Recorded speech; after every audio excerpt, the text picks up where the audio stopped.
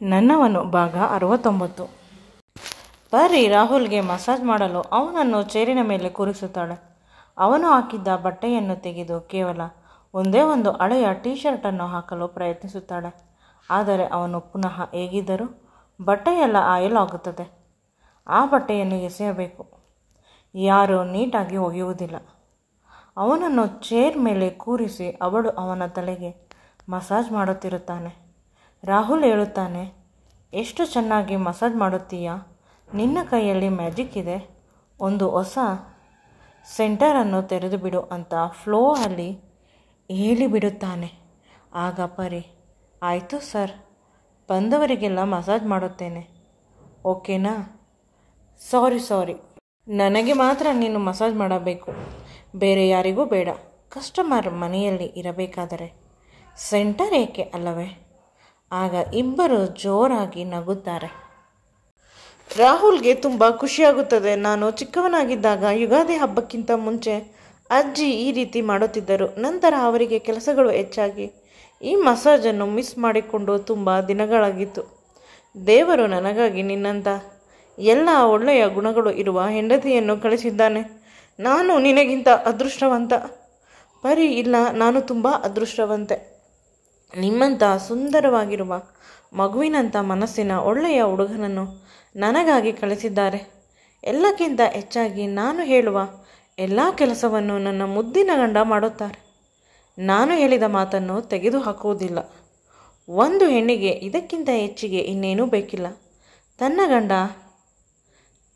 ಅಕಸ್ಮಾತ್ ಮಿಸ್ ಆಗಿ ಅವಳ ಎರಡೂ ಕೈಗಳನ್ನು ಅವನ ಭುಜದ ಮೇಲೆ ಇಡುತ್ತಾಳೆ. ಅವನ ಬೆನ್ನಿನ ಮೇಲೆ ಎಣ್ಣೆ ಬೀಳುತ್ತದೆ.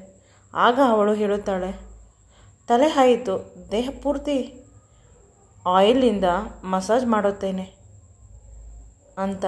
ದೇಹ ಪೂರ್ತಿ ಅಂದರೆ ಬೆನ್ನು, ಎಲ್ಲ ಭುಜಗಳು, ಎಲ್ಲವನ್ನು, ಕಾಲುಗಳು ಮತ್ತು ಕಾಲಿನ ಪಕ್ಕ ಅಂತ ಕೇಳುತ್ತಾನೆ. ಈ ರೀತಿ ಮಾತುಗಳಿಗೆ ಏನೂ ಕಡಿಮೆ ಇಲ್ಲ ಅಲ್ಲವೇ ನೀವು? ರಾಹುಲ್ ತುಂಬ ಖುಷಿ ಪಡುತ್ತಿರುತ್ತಾನೆ. ತನ್ನ ಪ್ರೀತಿಯ ಹೆಂಡತಿ ತನಗಾಗಿ ಮದುವೆ ಆದ ಕೆಲವೇ ದಿನಗಳಿಗೆ ಈ ರೀತಿ ಮಸಾಜ್ ಮಾಡುತ್ತಿದ್ದಾಳೆ. ಈ ಕ್ಷಣ ಇದೇ ರೀತಿ ನಿಂತು ಹೋಗಲಿ ಅಂತ ಪರಿಯೂ ಕೂಡ ಅದೇ ರೀತಿ ಯೋಚಿಸುತ್ತಿರುತ್ತಾಳೆ. ಈ ಕ್ಷಣ ಇದೇ ರೀತಿ ನಿಲ್ಲಲಿ, ನಾವಿಬ್ಬರು ಸುಖವಾಗಿ ಅನ್ಯೋನ್ಯವಾಗಿ ಇರಬೇಕು, ಯಾವುದೇ ಮನಸ್ತಾಪಗಳು ಬರಬಾರದು, ಯಾರೂ ನಮ್ಮ ಮಧ್ಯೆ ಚಾಡಿಗಳನ್ನು ತಂದು ಹಾಕಬಾರದು. ಆಗ ಇದ್ದಕ್ಕಿದ್ದಂತೆ ಪರಿಯ ಮುಂಗುರುಳು ಕೆಳಗೆ ಬೀಸುತ್ತಿರುತ್ತದೆ. ಅವಳಿಗೆ ಸರಿಯಾಗಿ ಮುಂದೆ ನೋಡಲು ಆಗುತ್ತಿರುವುದಿಲ್ಲ. ಮುಂದೆ ಹೋಗುತ್ತಾಳೆ ಕಣ್ಣನ್ನು ಮುಚ್ಚಿಕೊಂಡು. ಅವಳ ಮುಂಗುರುಳು ಅವಳ ಮುಖದ ಮೇಲೆ ಇರುವುದು ನೋಡಿ ಅವಳು ಇನ್ನೂ ಮುದ್ದಾಗಿ ಕಾಣುತ್ತಿರುತ್ತಾಳೆ. ಎಷ್ಟು ಮುದ್ದಾಗಿ ಅಂದರೆ ಹೇಳಲು ಸಾಧ್ಯವಿಲ್ಲ, ಪದಗಳಲ್ಲಿ ವರ್ಣಿಸಲು ಆಗುವುದಿಲ್ಲ.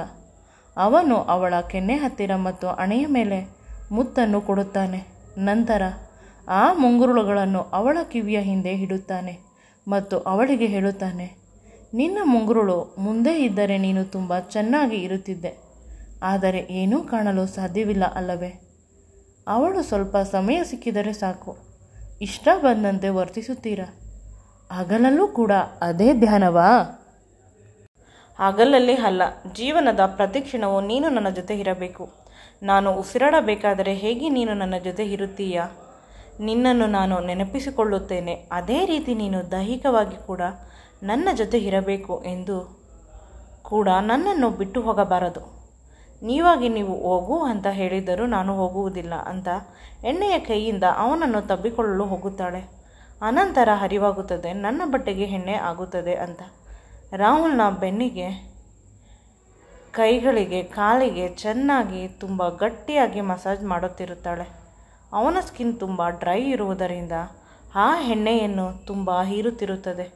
ಅವಳು ತುಂಬ ಬೇಸರ ಮಾಡಿಕೊಳ್ಳುತ್ತಾಳೆ. ನೀವು ವಾರಕ್ಕೆ 1 ಬಾರಿಯಾದರೂ ಮಸಾಜ್ ಮಾಡಿಸಿಕೊಳ್ಳಬೇಕು ನನ್ನ ಕೈಯಲ್ಲಿ, ನಿಮ್ಮ ಸ್ಕಿನ್ ಶೈನಿಂಗ್ ಬರುತ್ತದೆ ಅಂದಾಗ, ರಾಹುಲ್, ಪ್ರತಿದಿನ ಮಾಡು, ನಾನು ಬೇಡ ಅಂತ ಹೇಳುವುದಿಲ್ಲ. ಆಸೆ ಇರಬೇಕು, ಆದರೆ ದುರಾಸೆ ಇರಬಾರದು ಅಂತ ಪರಿ ಹೇಳುತ್ತಾಳೆ. ಸಂಪೂರ್ಣವಾಗಿ ಅವನ ದೇಹವನ್ನು ಎಣ್ಣೆಯಲ್ಲಿ ಮುಳುಗಿಸಿಬಿಡುತ್ತಾಳೆ. ಇನ್ನು ಅವಳಿಗೆ ಯೋಚನೆ ಆಗುತ್ತದೆ, ರೂಮನ್ನು ಕ್ಲೀನ್ ಮಾಡಬೇಕು, ಇಲ್ಲವಾದರೆ ನಾನಂತೂ ಜಾರಿ ಬೀಳುವುದು ಗ್ಯಾರಂಟಿ.